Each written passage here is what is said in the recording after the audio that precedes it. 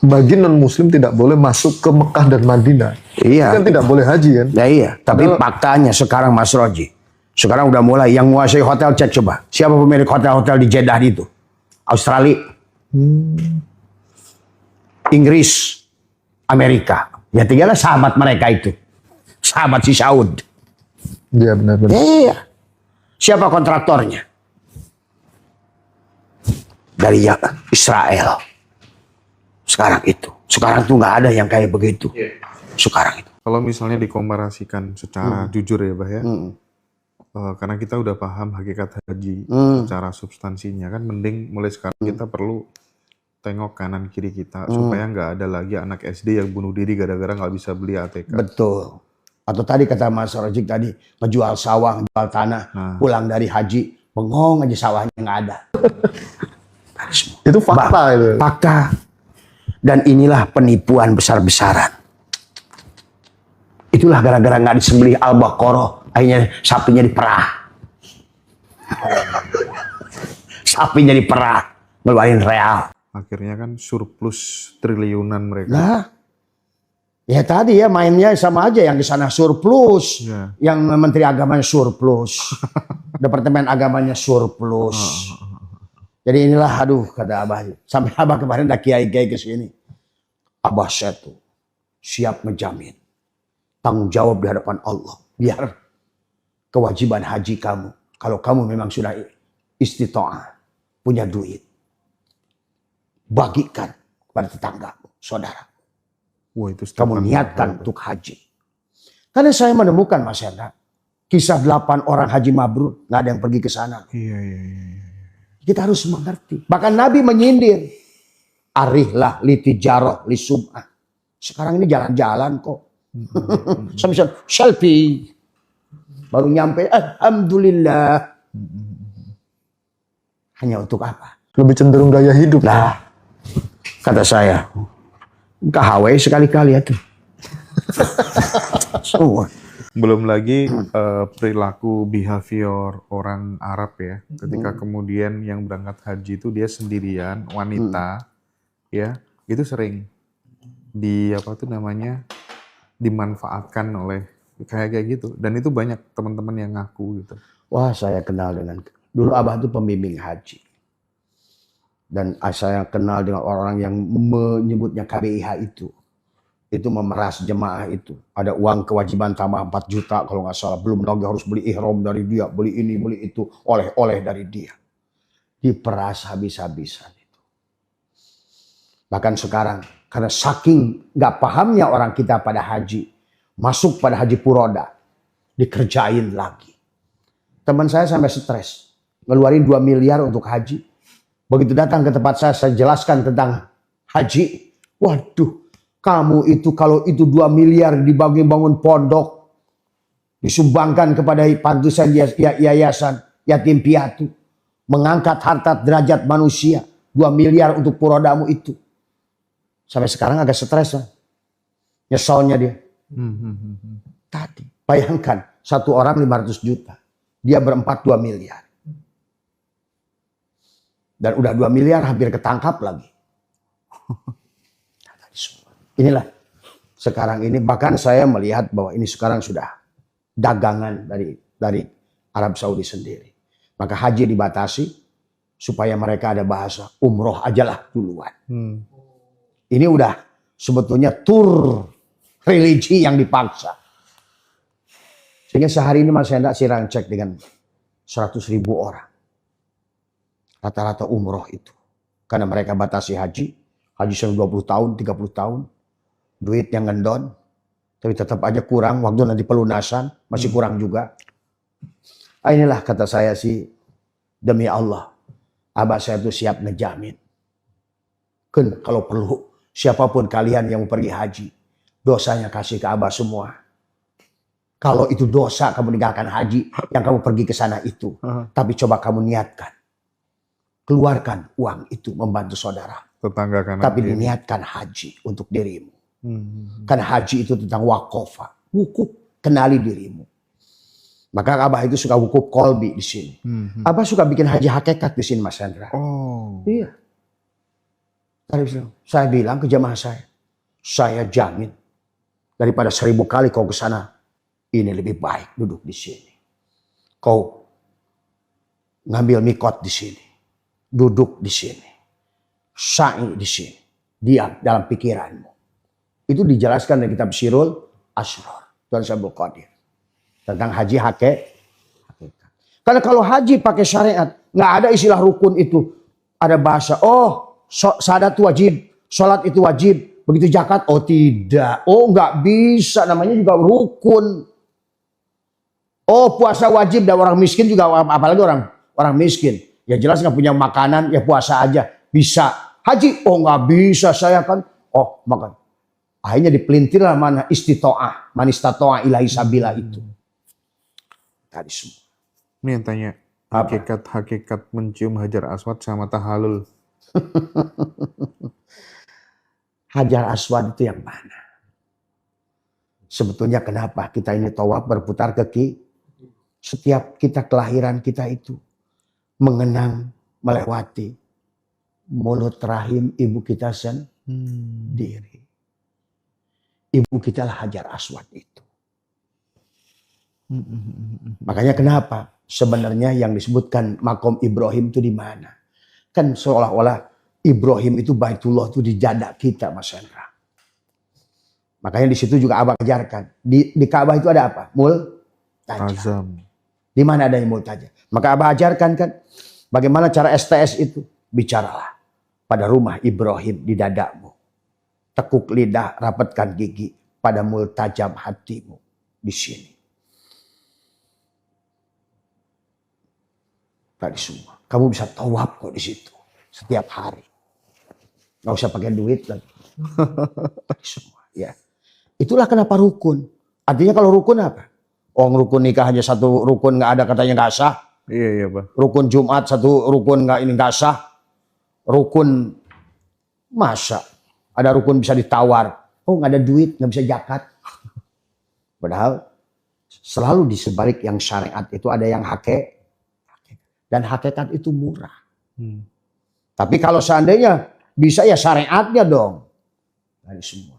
Haji juga ya begitu. Ya anggap aja napak tilas lah. Gitu kan tadi. Tapi yang sudah punya kelapangan. Nggak apa-apalah sebagai tur religi. Napak tilas. Ya. Tapi hakikat hajinya bisa kita raih di mana. Sebetulnya. Karena wukuf itu dari kata wakof. Apa wakofah itu mana? Mas Haji kan santri. Santri itu, santrinya Yaya Asrori itu. Wakofah itu apa sih? Wakofah apa Mas? Ya wakofah itu kan. Wakofah itu merenungkan. Haji itu. Makanya kenapa sebetulnya ini sekarang juga salah kaprah. Di Arafah apa? Ada apa namanya kayak Jumatan begitu. Diam. Wukuf itu diam. Tekuk lidah diam.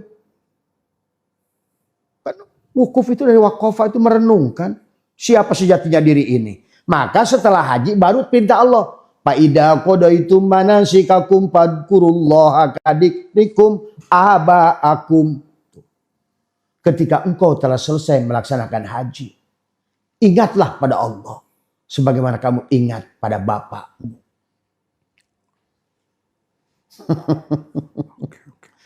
Nah, begitulah. Ingat pada Allah seumpama kamu ingat pada bapakmu. Maka haji itu adalah tentang mengenali diri sebetulnya. Siapapun yang kenal diri, dia haji. Makanya perintahnya manusia. Oke. Tadi semua. Ya. Ini kan setiap tahun kan kita memperingati ya, banyak umat muslim memperingati yang namanya Isra Mi'raj. Nah, hakikat dari Isra Mi'raj itu sendiri apa? Rasul naik buruk itu mungkin naik buruk ke langit ketujuh tuh. Nah ini kan yang sebetulnya nanti akan kita bahas di alam kesadaran Mi'raj tadi. Mi'raj ya. Nanti Di Jakarta kita akan bahas tadi semua. Karena istilah umumnya saja Isra itu dan Mi'raj. Isra itu karena kita punya tubuh, karena ada Muhammad. Yeah. Mi'raj karena adanya Allah. Isra itu adalah syariat, Mi'raj itu hakikat. Isra itu perjalanan dohir, Mi'raj itu perjalanan batin. Itu saja sebetulnya.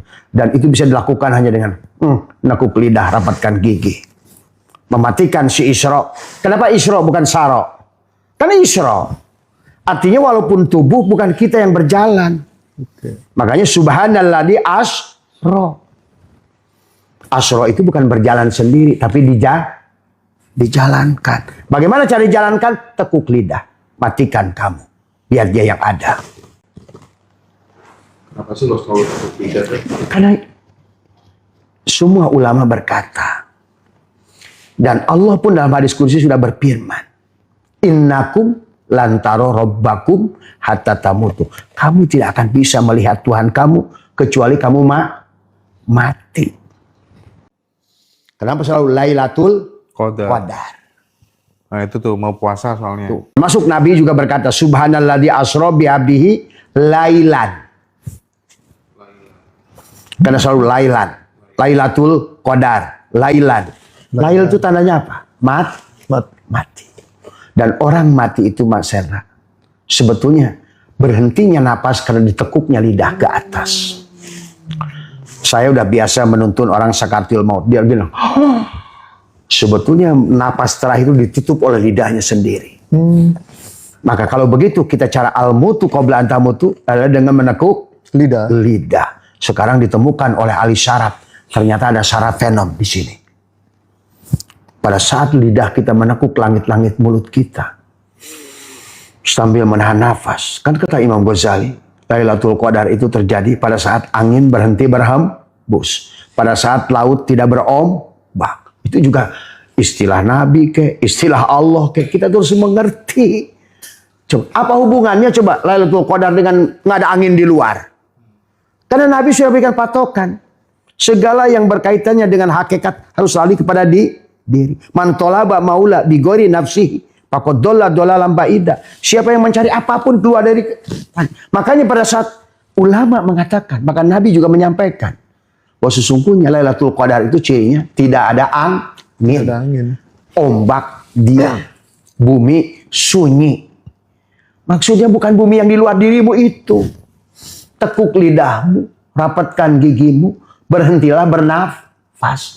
Karena pada saat kita berhenti bernapas, darah juga berhenti mengalir. Artinya tubuh kita sedang mati. Pada saat kita mati, disitulah kita bangun. Sebetulnya itu. Dan kalau itu terus dilatih Mas Hendra, kesadaran akan meningkat. Pada saat kemudian kita menekuk lidah, Bah, itu kan sebenarnya juga sangat membantu untuk kemudian kita benar-benar hadir di sini saat ini, mindfulness gitu. Itu sangat membantu loh kalau saya sendiri gitu. Tapi paling enggak Abah bisa memberikan penjelasannya sangat masuk akal dan itu menjadi pertanyaan banyak orang, khususnya teman-teman Thoriqoh. Karena selalu disuruh nekuk lidah ke atas. Iya. Pada saat tekuk lidah. Itu pun saya nggak ngerti. Saya bisa hafal Quran. Jangan-jangan juga karena sering mematikan diri. Karena amalia Abah itu selalu di waktu pagi tadi adalah di perut, di dada, di kepala. Semuanya itu nampak, Mas Hendra. Bahkan jangan aneh nanti kalau kita biasa melakukan. Sekarang jemaah Abah sudah banyak menyaksikan itu. Dari berbagai daerah melaporkan. Bah, saya melihat tetangga, kamu saya bilang usah ngomong. Dan saya percaya dia ustazah tua lagi. Bah, kemarin tetangga saya mati, saya lihat kayak babi wajahnya. Karena nampak nanti Mas Hendra. Itulah karena sering melatih kesadaran. Kan tadi sebetulnya tahalli, tajal. Pada saat kita sering mematikan tadi, kesadaran akan naik.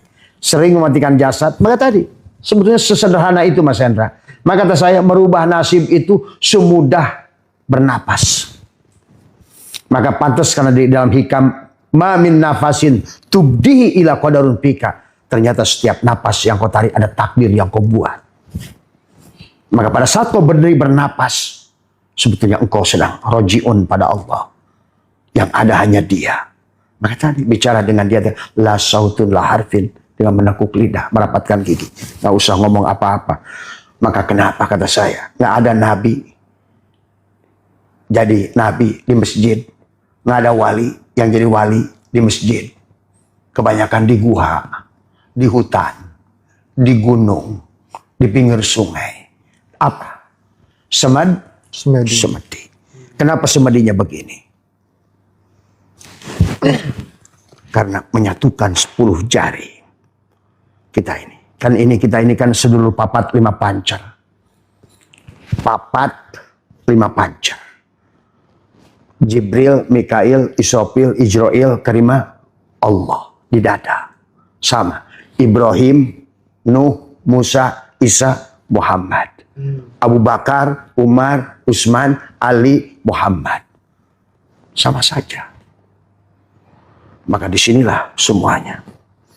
Maka seluruh agama di dunia ini selalu menghormati di sini. Karena disinilah ada 5 tadi semua. Karena alif, Allah juga alif, lam, ha, tasjidnya 5. Mim, ha, mim, dal, Muhammad tasjidnya 5. Tadi. Maka disinilah 5. Jari kita 5. Jari kita 5 ini juga adalah merah dan 5. Qul huwallahu ahad, Allahu somad, lam yalid, walam yulad, walam yakul lahu kufuwan ahad di dada. Maka tadi tekuk lidah, rapatkan gigi pada titik yang sama. Setelah kita leburkan dari aku 4 menuju aku 3, aku 3 menuju aku 2. Matikan diri pada dada sini. Tarik nafas, bacalah kulhu sekali nafas. Pada rumahnya di situ. Pada titik yang sama, tak, tak, tak, tak, tak. Nah, di situ. Berai. Nah, di semua. Itulah luar biasa. Betul. Oke. Ya. Terakhir ya. Terakhir ya, karena kita harus balik. Saya juga, Abah juga capek. Iya. Hai teman-teman yang Abah baru pulang ini. yang pengen detail nanti silakan datang tanggal 28 Maret di Jakarta. Terakhir Bah. 28 Maret itu udah Ramadan kan? Udah selesai. Udah selesai kan? Itu halal bihalal Iya. Bah. Iya. Itu berapa lama setelah itu? 1 minggu. Ramadan. Bah. 1 minggu. Karena Abah ada rencana ke Brunei loh. Oke. Aman kan tapi? Hah? Tanggal 28 ya? Iya, 28. Coba nanti. Jangan ke Brunei dulu lah, Bah. Bah, Siap. tentang ars terakhir. Allah katanya berada di singgasana di atas ars, itu maksudnya gimana? Ya, kalau bicara aras kan sebetulnya Allah bicara aras itu banyak makna kata Abah. Nah, Abah harus pegang kitab kalau baca aras itu. Karena ada aras secara pengertian umum dari semua. Allah istawa di aras. Tapi Allah juga mengatakan arasku di atas air. Nah, tadi. Makanya segala penciptaan di dunia ini melalui media air. Dan air itu Mas Hendra H2O. Air. Maka aras juga tidak salah. Ozon O3. Karena H2O itu 3 un, 2 hidrogen, 1 oksigen. Sementara ozon juga O3. Tidak salah juga Allah mengatakan aras itu payung yang menjaga. Tapi dalam diri kita pun ada aras. Maka di dalam diri kita ada hakikat yang disebut kiswah unsuriyah Nur Muhammad. Di setiap lapisan itu juga aras. Ada ruh pada disebut ruh al-qudsi adalah untuk kiswah unsuriyah. Aras kita untuk menjaga hancur berhadapan dengan Allah di alamul lahud. Ada kiswah unsuriyah di alamul jabarut. Ada disebut ruh sultani. Itu hakikat Nur Muhammad di alam jabarut. Itu pun aras. Kan setiap tempat itu ada arasnya. Iya. Dari semua. Maka kita pun aras di atas air. Karena semuanya itu dari air sperma. Dari wadi, madi, mani, manikam. Semua. Aras itu juga. Jadi aras itu dua. Ar-Rahmanu ala arsy istawa. Iya, aras. Oke. Iya. Jadi luas maknanya kalau bicara aras. Kapan-kapan kita kupas lebih detail lagi. Lebih detail. Ya. Abah siapkan kitabnya. Yes. Dan teman-teman nanti Ngaji Rasul akan fasilitasi. Ya kita pengen temu bareng halal bihalal gitu ya. Setelah Hari Idul Fitri. Sama Pak Kojim juga kita akan bahas tentang Siti Jenar Makrifat Kasunyatan. Kebetulan Abah itu cukup mengidolakan Pak Kojim juga, senang dengan Pak Kojim ya. Jadi kita ketemu di Jakarta. Abah terima kasih banyak ya atas waktunya. Sama-sama Mas Hendra. Sehat terus Bah. Sehat terus Bah, makasih. Sehat semua.